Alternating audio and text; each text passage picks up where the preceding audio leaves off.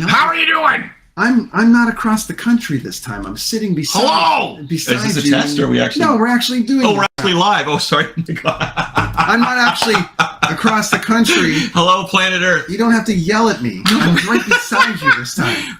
So we've been trying to. We're only on one camera, which is really, really cool. But it took us a couple tries to get this going. I thought we were still like going through the bugs. No, we're doing the. This is the nursing home preview show. It is. It where is. We collectively decide whether we're going to be able and capable of working any kind of technology when we sit around for movie night. There we go. You know, the thing. We got a lot going on today, though. Well, I'm not going to be able to because I leave the room when this stuff goes on. That's why I just came back. When any of the technical stuff, our producer, my wife, was in here, and Brent, and they were working the details. I was in the other room having a beer, so. I've got a non-alcoholic beer. You've got a real beer. I do. Cheers. There we go. Cheers. So, yeah, so Brent's in Ontario. Here we are. I'm here all the time. And we have some retro games because my house is just filled with retro games. Yeah, we are going to play some retro games. So we've actually got that set up very nicely right now. Yeah, let's show it off. We're going to show it off? Yeah. You want to show it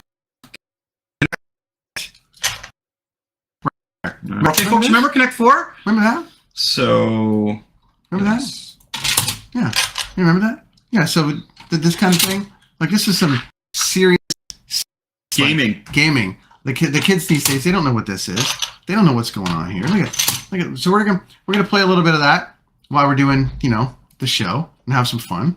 It's gonna be kind of cool. Yeah, we got some other things as well. I don't know if you saw our preview, but I think I got Pac-Man kicking around here. We got some Rebound going on, and man, we're hitting all the. It's funny because look at that. It does look like there's a split between us, but that's not a split. It's not a split. We're actually here. We're actually here. We're hanging out. That's the paint job I did. I'm pretty good at that. Okay, so we're gonna hit everything today, my friends. We're gonna be talking about music. We're gonna be talking about Star Wars, all the Toronto Maple Leafs, right? We're gonna talk about Marvel characters, DC characters. We're gonna talk about wrestling. We're gonna talk about flawless movies, flawless TV, and if we have time, we're gonna end it off with creepy small towns. Do you know of a creepy small town? I know. Well, I was just driving in Caesarea yesterday. We may hit that creep. We'll save that till the end because that's. I like to end things on a creepy note. Absolutely, I really do. Okay, so first thing we're going to talk about here, and we're going to do all this on the fly. This is not It's not like wrestling. It's not predetermined. It's not predetermined. We're going to talk about wrestling, right? Yeah, we're going to do it. We always got to talk about wrestling. Yeah. Brent, I'm going to give you the name of a band, and I want you to give me their best album. Ooh. But this is going to be like a fairly popular band, so this might be a little tricky. Okay. Motley Crue. Too Fast for Love. Really? That was quick. That was really quick. The first record I ever bought. Yeah. They made it on like $800. Mm-hmm. And that version. Because there's that version and then there's they redid it, right? Yeah, but they made it, they were all sleeping in the same house. With yeah. The whole story that goes with that. Mm-hmm. It's the first album I ever bought. Mm-hmm. Some would argue, obviously, Dr. Feelgood is their absolute apex. But I would not. But for me, Too Fast for Love is my favorite Motley Crue. Okay, let's go for their worst album. Well, then that would be, we're getting into like Generation Swine and all this stuff. Anything that they did after Karabi. Anything that they did after Karabi. With Karabi? That was with I love that Karabi record. Wasn't Generation Swine with Karabi? No, they recorded some stuff with him for their next record. Then they kicked him out and they brought Vince back. Anything they've done since Karabi left. Right. I mean, it's okay. The recent stuff they did for... I guess I should read this. Yeah, you should read that. I guess I should read the recent stuff that they did for Machine Gun Kelly, like for that Dirt movie, wasn't bad. It was just as good. Right. It was fine, as good as Primal Scream or anything like that. Right. But definitely that record that they made after Karabi left is pretty awful. What was it called? Like I think Generation Swine. With the pig masks, yeah, and right? They were trying to sound like a little like new metal, and it was like no. Right. Yeah, so for me, it's nothing. Yeah. Okay, now you got to give me a band. Part 2 to that, then let's go Metallica. Okay, that's better. That's okay. Okay, best Metallica album would be Master of Puppets. Okay. That's like probably one of the best metal albums of all time, in my opinion. I don't think there's a bad moment on Master of Puppets. I agree. Love that record. And their worst? Tough. Well, see, should I even include their new stuff? Well, new stuff's great. The new stuff is really good. It depends on what kind of Metallica fan you are. Okay, well, here's the thing. That's an easy answer for me. No, okay, well, the reason I would do this one... What's the one where they cut out the guitar solos? Well, And they tried to sound a little grungy. that was Load. Load. Okay, Load. I'd say Load was their worst one to me, but that's just because I love guitar solos and I love guitar work, and I just felt it was a load. Well, they had Reload after that, which was the second let's record. reload it. Yeah. So I pretty much with Metallica, for me, it's like pretty standard. Like I everything up to obviously the Black Record is. Yeah, but can you listen to it all the way through? Like, you can listen to Master of Puppets. Yeah. That's what I'm saying. Like Yeah. like I can put on Master of Puppets, listen to it all the way through. I don't have to skip it. Yeah, Also, the one that Enter Sandman was on, I can't listen to all that. the Black Record. I can't listen to all that. I'm Yeah. sorry, but I have personal vendetta against that, which I've described on other shows. And if you don't know what my personal vendetta was against the That Black was Album, Metallica, you have to look back at our other shows. Back at the other shows. You have to go back in time All to right, look at before those. we get to the next question, we gotta play. We should probably do another a couple more hands. Okay, here. so wait, so you're up. I'm up. You're All up. right. Connect 4. Connect Remember this 4, one? my Kids, friends. it's not all about the video games. Ooh, look at me. Classic. Where should I go? I'm going here. Look at that. That's a good move, people. That's a great move. He's blind. He can't do shit. Look at this. It's like, just make it easier if you want. Right? The suspense. Ooh. Well, we'll just have to leave it at that for a minute. It's like Pazak or whatever in Star Wars, kind of, right? Like those old Star Wars games Yeah. in the canteen, which is really, really cool. Okay, so we did those. So that's I want to do one more. Let's do one more round of the music. So I enjoyed that. I like that. Sure. This time I'm going to pick one. Yeah. Sum 41. Best album by Sum 41, and we'll both do it. My opinion is Chuck. And I heard that the other day, and I meant to look into who the producer was of that. Because that was like, it was like some elevated, and then they hit Chuck, and it was like, the sad thing was, they could only go down from there, which I feel their next album, which was basically like Derek's solo album, and that was the Underclass Hero. Yeah. I thought, man, that was bad, dude. I didn't like, but Well, to go from this, so all I'm saying is to go from Chuck, which I gotta find out who produced that because it's fucking amazing. To go to that to Underclass Hero is just like, Well, let's think about also that Chuck thing had a story. Like obviously they were in overseas and they named it after but the the guy that aggression saved their in life. that album, the sound of But the that was the big, that was like guitars. they were on fire, and then after that, there was a few things that fell off there. So I agree with you. And the album after that too was very digital. Again, it was like Derek wrote it. You know what I mean? And it was very whiny. I didn't like it at all. Okay. So that's mine. For if you want to pick it, but you can pick a band now. Oh man. All right. Well, Not the Imagine Dragons, please. Okay. Tesla. Can you pick a bad Tesla album? I can't per se, but I will say, oh my God, there's so many records by them. Bust a Nut's my favorite by them. Oh yeah, I still got to go with Technical Renaissance. That's just like mint. I just Mint. I love that. Yeah, I just loved. Great band. Man, there's so many. You're right. You got to pick one that you don't like an album with, right? Like Kiss, maybe. I got a favorite album and an album that's but just then like. I sucks wasn't balls. like a big fan of like. Okay, I do have a least favorite Or Van Halen? Tesla record. Okay. The last album that they put out, actually, they did with. Really, I thought you liked that one. No, they did it with the guitar player from Def Leppard. Oh, Phil Collen, or yeah, Colin, or and whatever his Phil name is? produced it. Yeah. And when I first heard that, and they were touring together all the time, so I was like, okay, this would be cool. It's friends. Right. But I actually had Brian Wheat, the bass player, on my show, Okay. and asked him about that record. Yeah. And he didn't hold back. He was like, Really? "No, man, it sounds like a Def Leppard record." And I'm like, "But didn't you guys pick him to be your producer?" Mm-hmm. And then he's like, "But I didn't think he'd make it sound like Def Leppard." And it's kind of has that, just the analog. There's a bit of more of an analog thing to it. And the thing about that Tesla always does very well is they always have that 8-minute like song and emotion song that is like breaking free. The solo is as catchy as any vocal but it's line also in this it. massive jam in the middle, and they didn't have a lot of that on that record. So They're another band that came out and started like Mechanical Resonance was just like, can they write a better song than Love Song? Oh, no. You got the intro. Yeah. You've got just that kick-in part with the solo. Like I can remember being at parties as a hair metal kid, and when that song kicked in, you'd look around, and all the dudes were like air guitar, and the girls were just like going back and forth, like because it hit everybody. Then the girls would see the band on the back of the tape, and they'd be like, oh. Yeah. Well, they were too ugly for rock and roll. Sadly, right?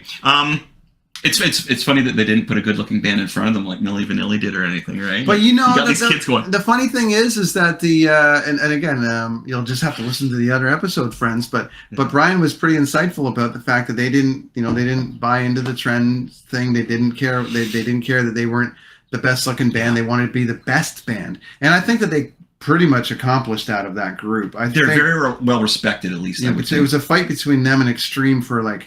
I hated Extreme. Well, you love Nino Bettencourt, though. Nah, I was never a fan, to be honest with you. I respect him, but I was never a fan. No, dude, there's a difference between respecting a musician and liking the musician and listening to it. I've always respected Nuno, but I've never gotten into Extreme. It's too fancy boy for me. I wasn't big on Gary Cherone, I'll tell that. But anyways, but I loved the riffage there. But I thought Tesla were the working man's band, Yeah, true that. And so they were the Springsteen of the hair metal. True. Okay. Let's go to a galaxy far, far away. So from the original trilogy, we're talking A New Hope, Empire, Return of. Yeah. Man, what is that moment of those movies that you were like, boom, you got me? George Lucas went, hey, Brent, how's it going? Gotcha. Well, I'll tell you from the standpoint of Star Wars for me, I would have saw only on TV at that point. Okay, well, this is what we need to know, right? Yeah, so I was set. So I'm 76. That was like what 77, 78. So I was young. Mm-hmm. I was only like 2 or something. But my dad took me to see Empire Strikes Back. Okay, there we go. Well, that's the trilogy. We're talking the trilogy. Yeah, that's what I'm saying. He took me to Empire Strikes Back, and I remember being scared out of my mind about the walkers. Oh, what So the snow creature didn't scare you? No, I ran out of the theater, but then he ended up bringing me back because I was 4. You ran out of the theater? Wow. I was freaked out. But you're admitting it here on live TV. And he brought me back, and then I just remember being totally hooked on at that point on Yoda and just the swamp. Right. Just the overall tone and feel of Empire, like all of us Star Wars fans.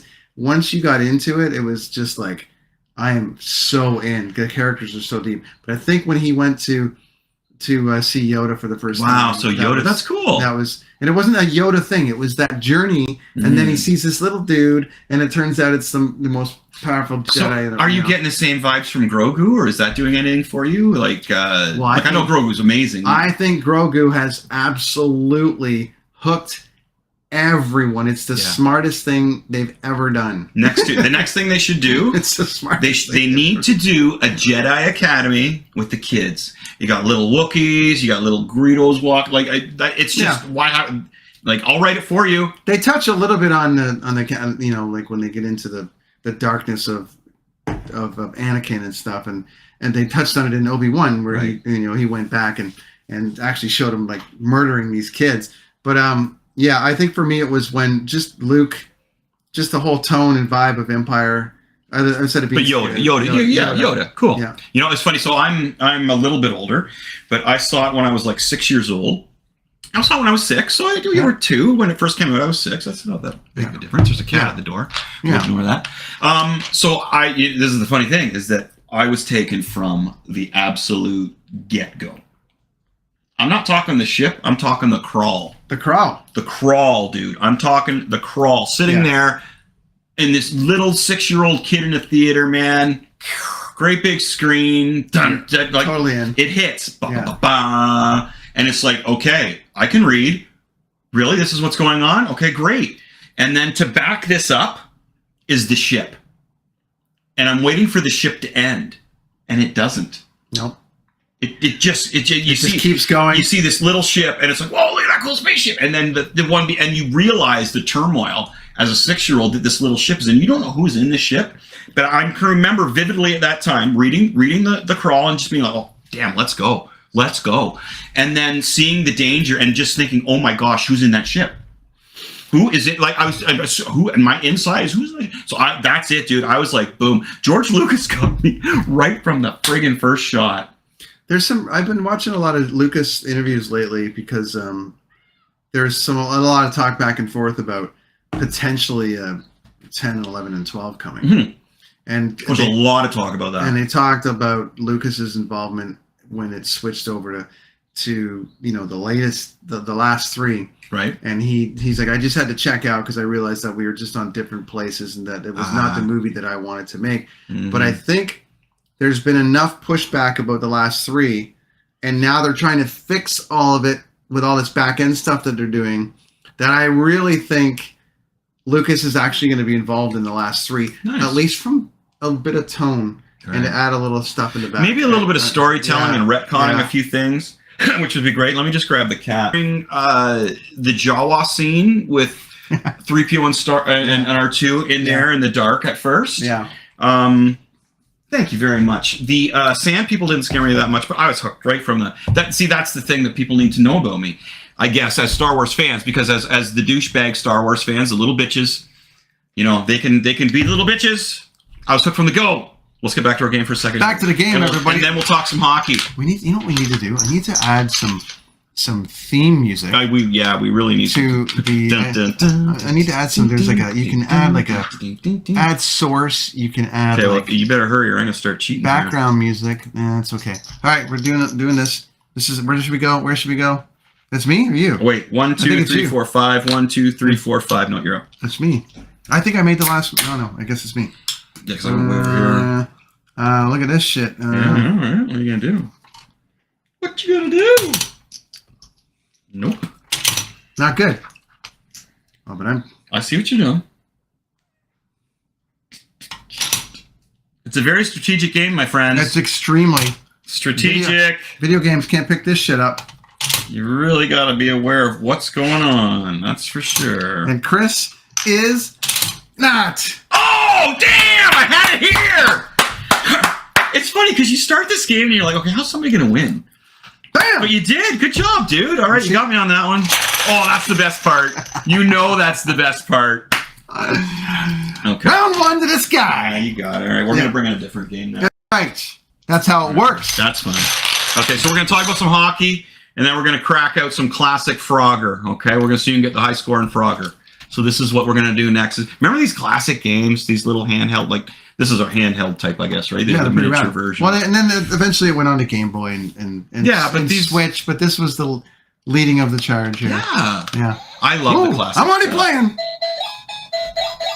Just the tunage, right? I love the songs. A lot of my students in my school that I teach. I'm playing already. I'm playing, folks. Don't start now. You're just going to get a bad score. I feel like Costanza. There you go. Anyways, hey! That's awesome. I forgot about that. We'll talk about it later. Okay. Leafs versus Panthers. Hockey. Holy crap. I got no hockey props, but that's okay. That's all right. They're all in the other room there. Hockey sticks and everything. Anyway, Leafs. Holy cow. So the Leafs beat Lightning in 6. Good series.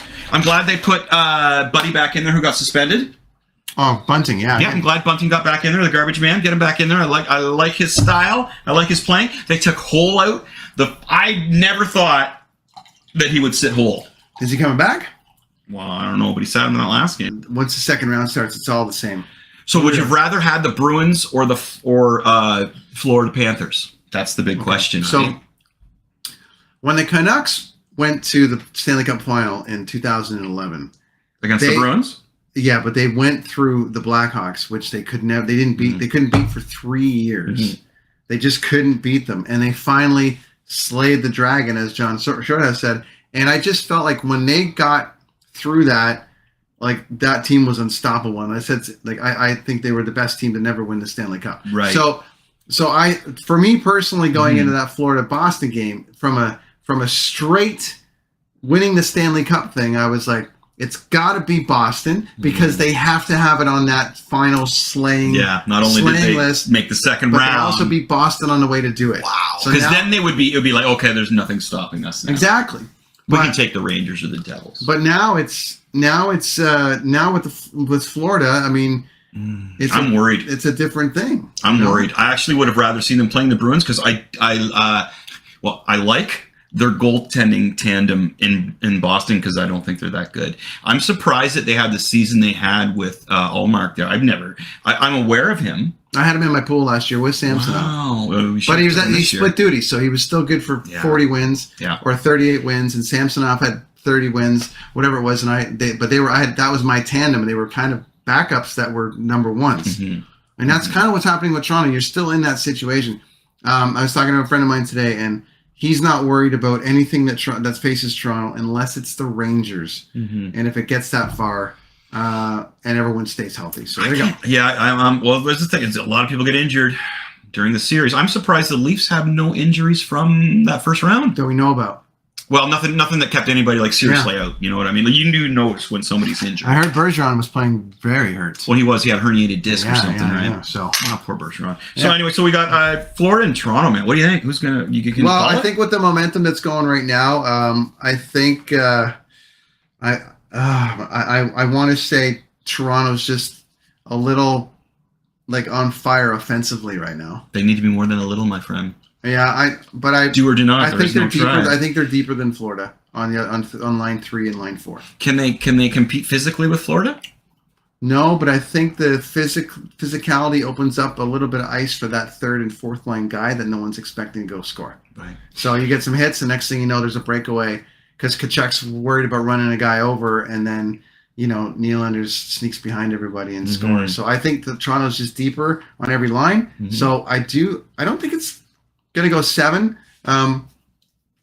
It's gonna be that game 1 and 2 are always weird because the two coaches make the adjustments. I'm going Leafs in 5. Wow, I'm going Leafs in 5. That is a bold statement. So excuse me. Wow. Okay, that's good. I hope that happens. I'm thinking Leafs in 6. I think the Leafs have a better defensive core than the Bruins do. So I think when I saw a lot of these goals go in on Boston, a lot of them was from the melee in front of the net. Kachuk's a dick. He knows what he does his job good. Well, because he's not on my team. You know what I mean? Like, he's that player that you hate if he's not on your team. He's a great player, man. I'm going to give him that. But he's also got a lot of, I think, a little too much confidence going on, a little too much swagger. And I think when they realize how good the Leafs defense is and how tough some of the Leaf players are, I think that the Florida players can throw a lot of hits. I think the Leafs got some guys that are going to step up like Luke Shen and just going to be like, I'm not going to talk shit with you. I'm just going to beat you up. I love Luke Shen. Yeah, and it's funny because I'll give you, when we were discussing this earlier, you were like, Luke Shen's got to come in. I was like, oh, I don't know. And you were totally right on that call. I love Luke Shen there. And I love the way he takes the heat from the players, but he doesn't react. He's like, yeah, okay, what else you got to say? Yeah. He wouldn't, if they win the Stanley Cup, I don't know if they're going to try to build like the Leafs. If the Leafs were to win the cup with him, I wasn't convinced he was going to stay in Toronto. I thought he was going to be more of a rental for this and then actually come back to Vancouver, because Vancouver's actually playing really great under Tocchet, and Shen really liked playing there. And I think that some of our defensive guys benefited from it. And I think he's still old for this core. Who's he married to? Is she from Toronto or? I'm not sure. Okay, because there's your answer. But I think that the core. There's your answer I think this core of Leaf guys that need those older defensemen. But I think Luke's a little too old. And Vancouver's further behind. Right. Toronto, and I think that Vancouver would benefit more from having Shen back. So I think he goes after this. Right. Okay. One final thought on it is that we were discussing this earlier over some beverages, and I'm thinking that at least the cool part about this is, my friends, is that the Leafs, I think, have a 2-year window here at least. All right. Now here's what happens next year if I was the owner. Okay. You make sure you get O'Reilly back in there. You got to get O'Reilly back in there. That'd be tough. You need him in there. You let Willie go. You trade Willie for a draft pick or whatever. Free up the cap room, and you bring in Hellebuck as a goalie from the Jets. They have a lot of. I mean, I love your idea, but I think they have a lot of work to make cap space for that, because Hellebuck's going to be like $8 million a year. Okay, well, here's wait. Well, that's what Willie is right now. So Willie's 8. Plus, you also let go. What's his name? The other goalie that they brought in, who's 4. Samsonov? No. Hall? No. The other dude, Murray. Oh, Matt Murray. So Matt Murray's $4 million. Yeah. You get rid of him. You get rid of Willie. Dude, holy shit. You're looking at $12 million. Samsonov's gone. There's almost another 2. I mean, I like your plan. He's making the money sign. He's making the money sign. I think you're more likely to get that. Oh, it's not going to happen. I'm just saying if I was running it, right? I think you're more likely to get Thatcher Demko. How much confidence do you have with Hellebuck as a goalie? Well, I love the guy. Dang. I think you're more likely that Nylander goes to like Seattle or Vancouver, and I think Demko's on a trade block as well. So. Because they're just trying to rebuild, and I think they're going to do it with their... Well, I could see Willie going to Vancouver. Or Winnipeg. Yep. Anyway, okay, so there's our Leafs versus Panthers. We both have the Leafs over the Panthers, and then we'll regroup on that at another time. Are we letting our fandom get in the way? Do we... that we want it to be... No, the Leafs defense was super tough, man. The Leafs defense. Yeah. And you shouldn't... Nobody should discount the talent and the grittiness and just the mobility of the Lightning, man. Their goalie especially, man.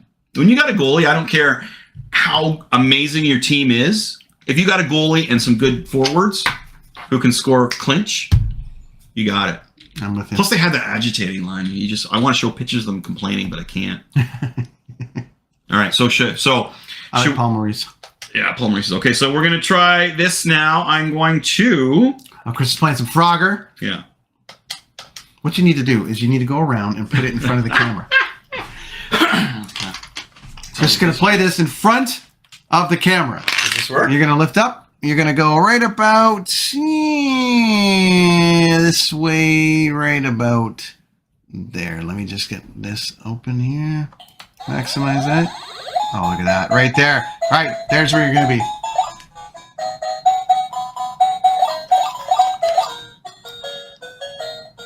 How's he going to do it? Oh, you jumped the ride. I forgot you could hitch a ride.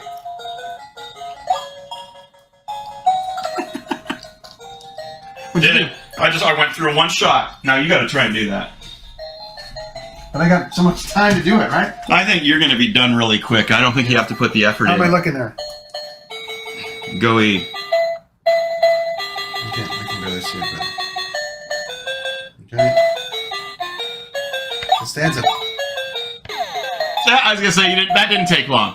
Okay, so we're 1-1 now, buddy. I'm a loser. We're all tied up. We're gonna. You know what game we're gonna break the tie on? It's gonna be rebound. Okay. Rebound. So we lost our camera here. We just gotta fix our camera. Oh no, that's the one. Oh, I was down. Sorry. Okay, never mind. Yeah, we're over there. So we're the game. Yeah, we're gonna end it off on rebound here. Rebound's one of my favorite games. I was like, no. Anyways. All right, yeah. 1-1. We're tied up. 1-1. Chris got some rad games down there. There's all stuff on the shelf that you don't talk about. Well, this is Lonnie's office, right? Yeah, so I don't. Yeah. My office is next door. This is the coloring, computer scanning stuff I don't understand office. Just stuff you don't understand. Yeah, I don't. But so here's another speaking of, like, you can see all the Marvel and DC stuff up there. Yeah. Okay. What character? Not that you need to see, but what characters Marvel need to put out there now in a movie? We've got Fantastic Four, we got X-Men, we got the Avengers, we've got almost let's just say we got them all. We got Spider-Man, we got Venom, who needs a movie right now? Okay, we were talking about a couple months ago about the nemesis of Spider-Man. What's his name? The Venom? No, the Kraven? Dr. Kraven. They're making a Kraven. Yes, Kraven the Hunter movie's coming out, and the bad guy's the Rhino, and his girlfriend's going to be in there and everything, and his father is going to be in there, played by somebody really famous. Oh, so, I mean, that's kind of cool. I'm not like... Yeah, but is that what they need? Like, right now, I'm talking like Marvel. You're an executive. Well, what do you say? You're an executive. Wolverine. Well, I as soon as they owned the property of Wolverine, they should have been working on a Wolverine movie. You guys are idiots. Whoever's running the situation over there, you guys are dum-dums. You heard it here first. But as soon as they went Wolverine is ours, they should have started working on a Wolverine movie. They could have did it as a teenage Wolverine. They could have did old man Wolverine. They could have did like because that way, if you did the young one, I'm talking a kid, this little kid Wolverine. My gosh, it'd be amazing. Look at the little girl in there. She was so cool. Are people ready to move on from Hugh Jackman? But they don't. Well, okay, then get Hugh Jackman back in there and do like an old man Wolverine, but before he dies. There's so many options. There's so many timelines. The thing is that if you throw a Wolverine movie out there done properly, they're going to eat it up. They're going to be like, give it. It's like, you know, what's something that you could just throw out there that people just eat up? A new Imagine Dragons album. A Guns N' Roses tour. Do they? Something out there? Are you talking about what pop culture could be released? No, I'm just joking. But there's some things that, like when Motley Crue was hot after Shout at the Devil, they could just sneeze on an album and throw it out, right? Marvel right now can just sneeze out. They could throw it a Captain. They got so much at their fingertips. Why they didn't immediately put a movie? It doesn't make sense to me. I think it's confusing. Wait a minute, what is? Because Wolverine's going to show up in Deadpool, and then you're going to have to explain to people that it doesn't fit. No, but they already did. Because here's the thing: is that obviously, when you were playing baseball, when you should have been reading comic books, because anything can happen in Deadpool. That is the thing about Deadpool comic books: is anything can happen there. Now that's. But what I'm saying, no, but that's why they can do it. For the rest of the people that are that's why. No, but that's why they can do it in Deadpool. But okay, but what I'm still saying that is like we had, look how much explaining we had to do to Locke and Dean about Wanda, which what I'm saying is that if you add another like a standalone Wolverine movie right now, people are going to go, but isn't he in Deadpool? Then you got to go, well, no, it takes place here and not there, which they're kind of doing with the Joker, but which is living outside. But James Gunn had to go on a huge spiel a couple weeks ago about how this is going to live in. If it doesn't live in, it's going to live over here. Right. And at the end of it, I was like, okay, but it's still going to be confusing for everybody. And to me, I think that. Well, you're kind of starting the mutant universe here, though. So you've almost got your excuse to cut this new universe. So what you do is, and then here's the other thing they have, and nobody notices this. They've written an out for everything they do. The snap. Yeah. They can do anything they want before the snap. Yeah. They don't. So my point again is that Marvel does not understand what they have at the resources. All they need is somebody to go in there like a Quentin Tarantino and go, this character right here, this villain right here, here's our story. Yeah. Like, it's so simple. So they bring Wolverine in, and it's this whole little town, and there's this freaky kid in this frickin' town. He looks like a wolf. What the hell? They get him out of the town. He lives with the wolves for a while. He gets captured by, somebody who knows a little bit about something. They train him. He joins the Canadian Army. Here we go. I would have liked a little bit more of the girl. How easy is that? I know. I'm just saying my point too is just like, people will eat this up because they're going to be like, holy shit, it's Wolverine. Holy shit, it's Wolverine. This is what I'm saying. Now let's go to DC. Who can they throw out there, other than Batman and Superman, that the universe needs? Now, I'm going to Lobo, because that's what I feel they need. Yes, but I think Lobo's going to end up being a TV show. Like, they're not taking risks on any non-characters. We're taking over. This is my point. We're taking over. Well, then it would be... This is a what do they need segment. Lobo's, that's a great idea. I mean, no, that's a great idea. It's very Deadpoolish, right? Yeah, I think Lobo's a great idea. This is us going in and cleaning house and saying, all right, Bill and Bob, go have your sushi. We're taking over. As I say, so Marvel, I would go in, I would head up a Wolverine movie immediately. So we walk into DC now. Oh, the Red Hood then. Oh, damn straight. Properly. Wow, because you got the Joker, you got Robin, you got Batman, and you only have to have 15 minutes of that, really. You really only. But you have the backstory that he was abandoned. But you could, but you didn't have to. I'm just saying, as a storyteller, you could come right in as him just kicking ass with Batman, but being a little too gung ho. Yeah. And leading up to the point where it's just that. Yeah. I think the Red Hood. Red Hood would be great. I think it would be great. There's a lot of Joker love happening right now. The only problem is that The only problem is that with the new Batman, they tease the Joker in the asylum at the end, but then you got Joker 2 coming out, which is that lives outside of it. And again, people are going to kind of go, well, we're doing okay. I'm like, okay, why? It'd be like making to me, it's like making Star Wars, right? And then you have these other Star Wars movies that are in the thing, but then you make like it's like there's another Luke Skywalker movie with a completely different cast and a completely different story. It just feels like it's like, why are we like, James should have accepted the Joker and found a way to back into it and say, all right, we're gonna somehow have Robert Pattinson's person connect with this. So is he out? Joker? Well, no, but the Joker. No, Robert Pattinson. He's in. Oh, he's still. But there's another Joker that lives in the Arkham at the end of it, right? Which what's his name? Keo, whoever how you pronounce his last name. He's teased as the Joker. Yes. And I'm like, okay, so they're gonna have this whole arc with Pattinson and all that, but then you've got all of us investing in Joaquin Phoenix and Lady Gaga as Harley Quinn and Joker too, and people are going to just be like, here's the thing about the Joker, right? And he's never told his origin story correctly. In the comic books, he's told it numerous times, but they all been lies. Yeah. There's the 3 Joker comic book, which is great. Yeah. So here's the thing: the Joker is one of those characters that has an out. He has an out. It's like, the guy in jail. Yeah. That's a dude who just worships the Joker. Sure. This is the real Joker. Or is he? No, he's just a guy that worships this Joker. They can do that if you have the proper writer. I'm thinking that's what James Gunn is maybe going to do. No, Batman and Superman are the biggest DC characters, arguably. Which one's more important? Coming forward from this point as a movie perspective.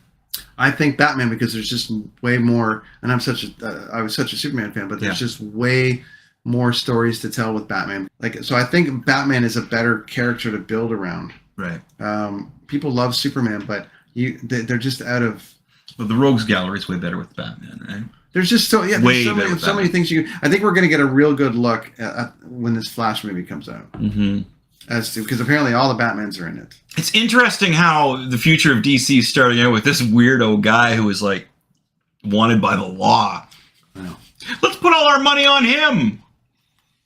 It's funny because Alex, my little guy, was like, I want the guy from the TV show to be the Flash. Because that's who he relates to on it, right? He didn't want the other guy, and they never do that crossover. But apparently they're going to do it. Like, apparently he's going to play in it. They're going to cross all these universes. Very similar to what they did with insanity with Marvel. So it's insanity. Well, James Gunn is a rad dude. Like, if somebody can do it, he probably can. I'm just getting ready for our next game here, folks. Ooh, next game. Okay, so I'm going to bring the next game out, and then we're going to talk some wrestling also. What I want to talk about in wrestling is our favorite era. Our favorite era of wrestling. Yeah. Okay. But check this out. Oh my gosh, I saw this. Look at this thing. This is great. This was down in the Machete basement. Do you remember this game? Look at this thing. Let's bring this over like this so the folks can see. The original Rebound game. We just got to clean it of cats, right? And reposition this just a little bit. Yeah, so what we have is one guy's red. I'll be red, you can be blue. And we got to rebound up and see who gets the most points. You can knock the other guy out. What can we do? We got to go more this way. Yeah, we're going this way. We can get rid of this now. That's all good. There we go. Down there. Like that. That's good. Oh, look at that. All right. Okay, and so we just throw from here. Okay, so I'm going to have to, since I've been practicing more than you, I'll do it kind of awkwardly. Sure. Okay, so we have 4 shots each. Let's do 2 right now. Here we go.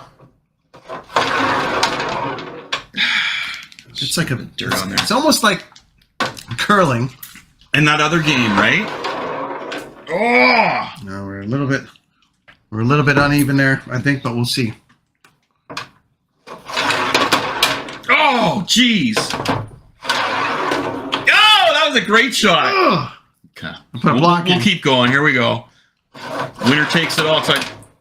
We might not get a winner here. No. You know what? I think we got to start giving her, huh? Oh, that was a first. You can win it here. Okay, well, we're gonna have to play again. All right. Well, we'll pause it. Play again. We'll end the whole thing with because that was pretty self-degrading. that was 0-0, dude. Oh, we got to put them over here just to get them ready for the next time. Unbelievable. Okay. Favorite era of wrestling. Wrestling. Ooh, this is always up for discussion. I have to say, I ultimately at the end of the day, it's what got me into wrestling. Okay. So I think it has to be the 85 to 92, 91. What league? Well, WWE. Oh, really? Okay. Well, Because I was, we were on. We only got our NWA Yes. and AWA footage or coverage from the local store when the wrestling magazines came out. Right. So, I never had cable till whenever, and that's the only way you could see AWA on TSN. I never got NWA ever. So for me, my 85 is when I discovered wrestling. And what a time. Yeah. I mean, the wrestling wasn't great, but your characters and what hooked you, and ultimately what they've continued to build on is from that. So give us some examples of what matches were you previewing back then? For me, I mean, obviously, we were told that Hulk Hogan was supposed to be our hero, and then everyone else was the bad guy. So I was. Really, it was WrestleMania 2, really. One was sort of, I had to go back and watch on VHS. Right. WrestleMania 2, that was him and Bundy. We had Saturday Night's Main Event. There was nothing cooler than that. That's good. The Intercontinental title, Macho Man cheating with the brass knuckles and knocking out Tito Santana. And that was done at a house show. Right. Yeah, that was the beauty of those old ones, right? Is the title could change hands, but they had the video.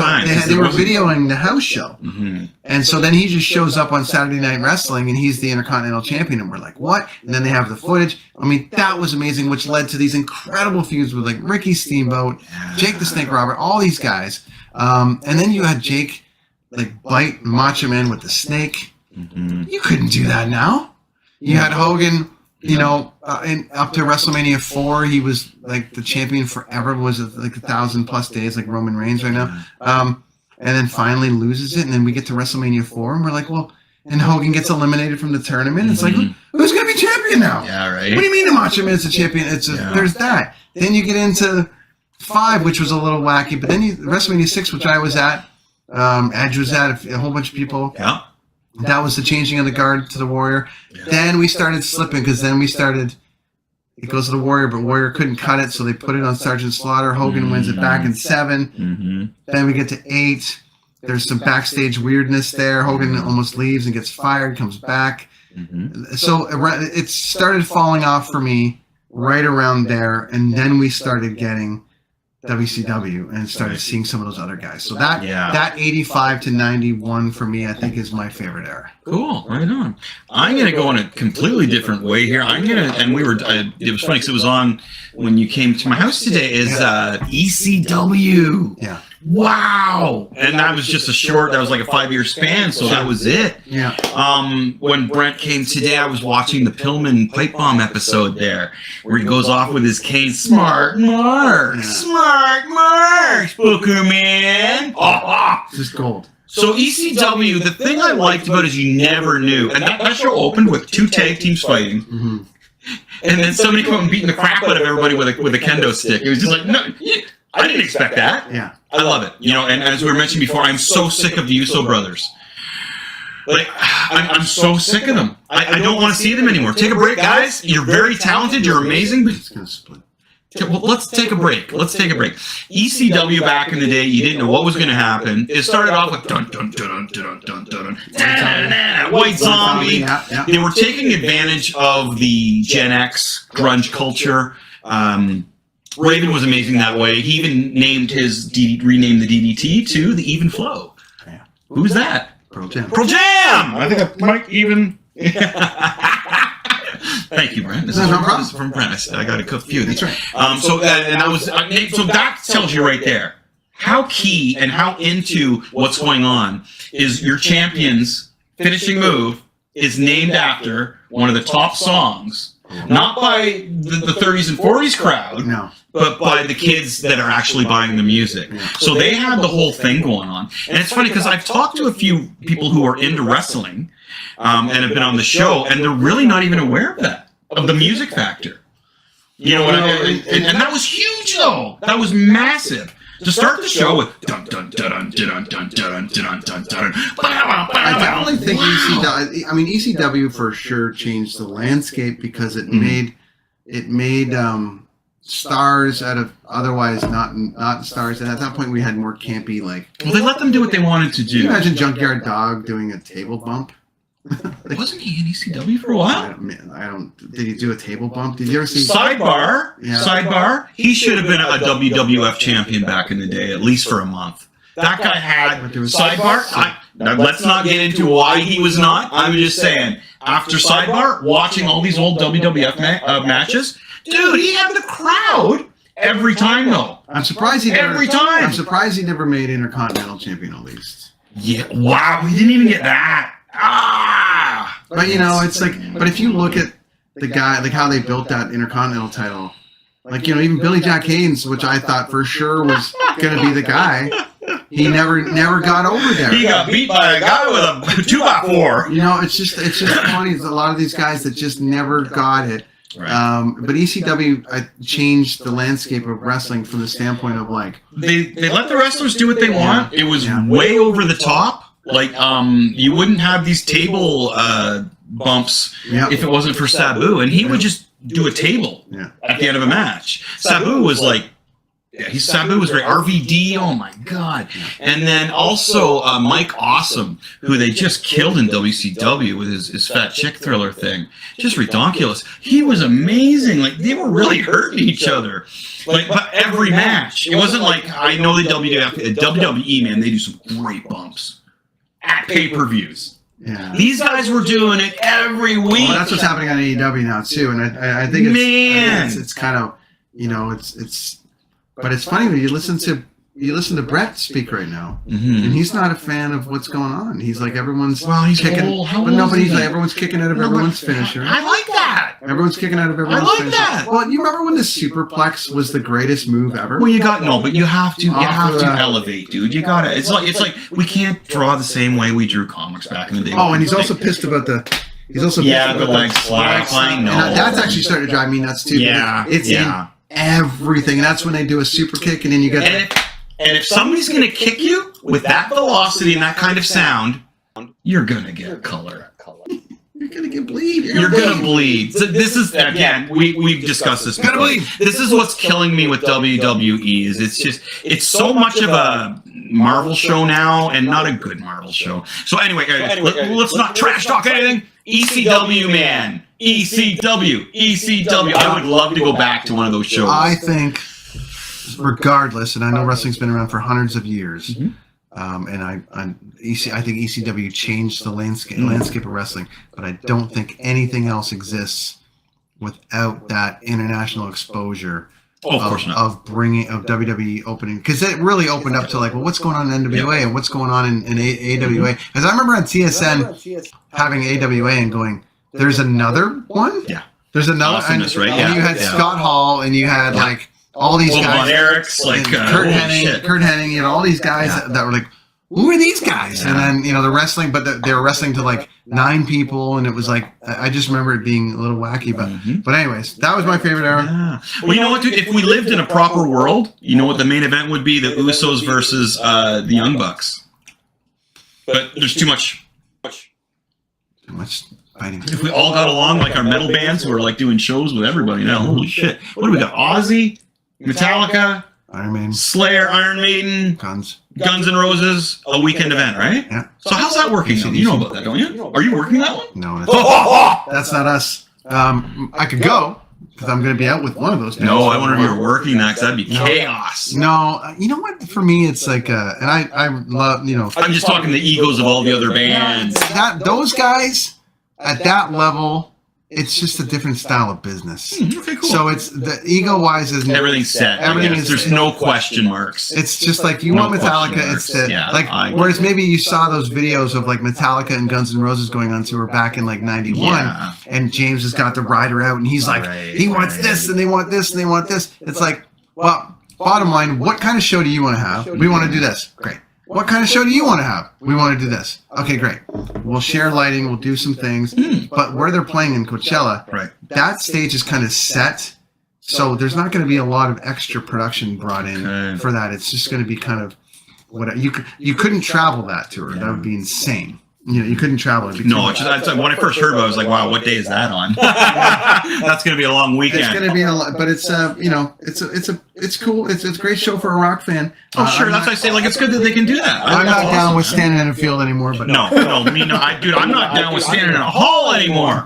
If I'm so spoiled that if I go to a show, I got to be side stage, unless I'm like got a bigger venue and I'm off to the side. But yeah. Okay, so let's finish off our game here. All right. We're going to talk about creepy small towns, and then I got to say goodbye to my best friend Brent. Not forever, right? I got to say see you later. That's so sad. Hold on. Let's go creepy towns, and then we're going to finish this with like a hockey overtime.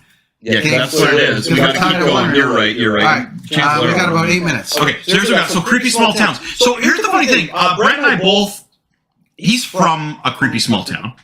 I lived there for a while, and we were reflecting on stories though of we're not going to name any names or anything of just people that we were around. So I'm just going to give you one example. So I was probably about 6-7 years old, and there was a family we all know, and one of the individuals to me was so nice. And around the adults, but when he was around some of the kids, he beat. So he was like 3 years older than us. He would beat them up. Like this is back in the 70s, right? So there was a lot of bullying going on. So I would see this guy come to my place with my parents and everybody around his parents, and he would be please and thank you. And then when there's no parents around, you had to watch out because he could smack you in the head. It's like Kevin's older brother from Home Alone. But how scary! Okay, that's creepy to me. But everybody's oblivious to it because it's a small town. If you're in a bigger town, that's going to get out, right? But you're in this small town, so nobody knows but the kids. Kids never forget. No, they don't. So, funny story is like, apparently this person is fine today. We're all good. Hasn't murdered anybody. Everything's good. But man, scared. So I would see this person in normal settings after I saw him bully some kids and beat some kids up, and I was just like, you know what I mean? So that I could go on, but that's my scary. Well, I mean, the thing that there's charm to small towns that are, like I drove through my. Yeah. But again, that wouldn't happen in a big city. That wouldn't happen in a big city. That's what I'm saying. That's I mean, well, kids get bullied in big cities, but no, but they can't pull that off. Yeah, there's too many people around. Small town, you get away with that. Yeah, there's charm to small towns, but I also you really have to be, at least for me as an adult, you don't pay attention much to it between the ages of 0 and maybe 16 or 17. You just live where you live, and that's what it is. But once you live, that's what I say. You get away from it. Once you get away from it, and you realize go back to it. This wasn't right. Yeah, there was a lot of not right things in that town. We're focusing on Caesarea. There was another town called Ingersoll that I lived in. And from what I hear now, it's just creepy because you can't leave your doors open anymore. And when I was young and I was there, we used to leave everything. Well, I can't. Everything was open. Yeah. But it's like you can't even leave anything in your yard. Is that everywhere now? Maybe. I don't know. I think Caesarea is still pretty chilled. The thing is the escape. No, I got my bike stolen in Caesarea. Well, they all have Caesarea. But the escape routes out of Caesarea aren't very easy. There's 2 highways in or out, so they got lots of room to snag you.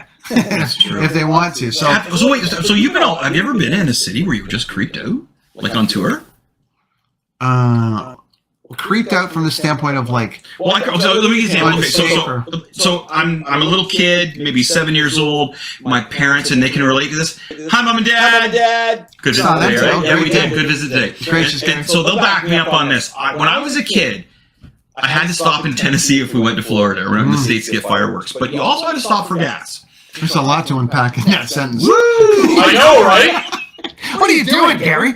Well, he's a rad dad. I'm just saying. We're going to light some fireworks off onto Lake Skugog, but we got to go to Tennessee to get them, or we're going to go to Florida to get them. We're going to drive through Tennessee. There's a lot to unpack there. But anyway. So we were going through, and we stopped over here, flying at one spot. I got the alfalfa. Woo! So we stopped in this one spot. We're getting gas. The guy that comes up to the thing is just like, what? My dad looks over. There's a guy sitting in a chair. He's got the hat over his eyes, and he says, we couldn't understand the words these people were saying. And I can remember my dad looking at my mom going, Dorothy, what's he saying? Just tell him to fill it up, Gary. Fill her up. And dude, filled it up. No problem. Kept driving, got my fireworks. Yeah. But wow. Now that's a small town. So this was like, USA, small town, hick town, and I could go into more details about some of the signs. Let's just say certain people could go to certain areas and others could not even step foot on that area. It was freaky, and I was taking it all in. I just woke up. It was weird. Because you know when you're a little kid and you fall asleep on a drive? Just woke up and took in the whole situation, got back on the highway, and fell right back to sleep. But I will never forget that. My parents won't either, John. I bet right now they're going, oh, Gary, remember that? Remember that, Gary? No, Dangerous Dorothy's going, why the hell did you take my kid to Tennessee? Goddamn fireworks! Just tell him to fill it up!